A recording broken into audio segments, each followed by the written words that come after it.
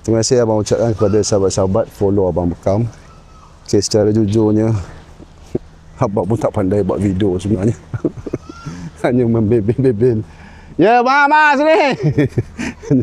Hanya membebel cerita-cerita pengalaman je. Okay, sekarang ni abang dekat Masjid Selat kat Melaka. Okay, di kesempatan ini abang nak cerita pasal pengalaman. Cerita overlap.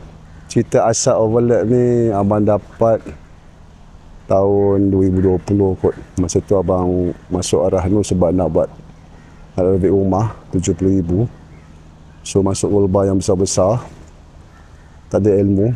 Betul je lah bayar upah simpan.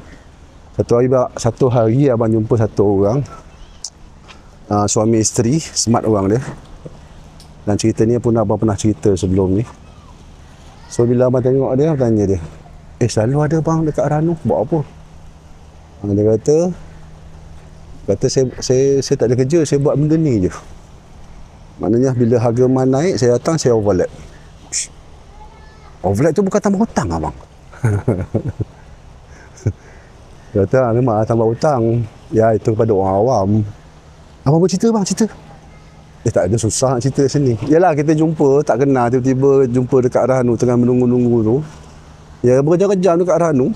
So, abang tanya, dia tak cerita. Lepas tu, balik tu abang fikir, macam senang juga.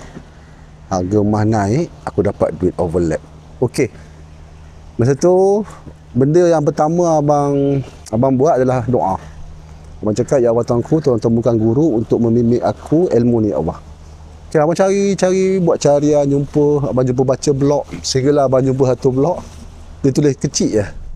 Dia buat ATA. ATA untuk belagak tu. Yang mana kita ambil order, lepas tu kita beli emas, barang tu kita masuk Arahnu, dapat duit, kita beli emas lagi, tunggu sehingga ada order baru, kita keluarkan, lepas tu barang tu baru kita bagi orang yang order yang pertama tadi. Abang buat. Yalah, buat bola sekali dia start juga sebab kita nak ambil order yang besar kan. Itu yang pertama. Abang cuba-cuba, ni bukan ilmu ni saya rasa. Ni aku kena jual ni. Aku kena ambil order. Kalau tak ada order, memang start. Okey, lepas tu abang jumpa tu orang, dia kata boleh beli 20 gram. So abang beli 20 gram. Lepas tu dia kata masuk mana? Masuk Amalat. So abang masuk Amalat. Lepas tu selang tak lama seminggu tu abang tebus. Mana untung dia? Okey, jujur lah, abang cari ilmu tu 2 tahun dek. 2 tahun abang cari. Sehinggalah satu hari isteri abang cakap, ilmu yang abang cari selama ni ada dekat MBA. Lepas tu abang join kelas tu guna nama isteri abang sebab isteri abang punya account. Jumpa dengan Ustaz Amin. Itu kelas pertama abang. Masuk kelas Google Meet dia. Abang cakap, ya Allah, macam gini rupa dia, ya Allah. Sebab kepada orang awam yang tak pernah kenal Arahnu, yang ada basic Arahnu sekadar gadai tebus je, macam abang dulu bersangka bahawa ilmu overlap ditambah hutang. Bila kita dah masuk kelas khusus, dia akan ada satu pencerahan wah. Dia kata, Allah, kenapa aku tak buat daripada dulu?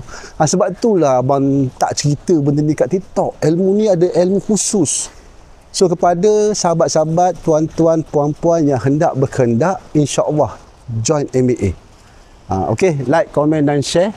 Yakinlah dalam sunnah pasti ada kejayaan. Yes.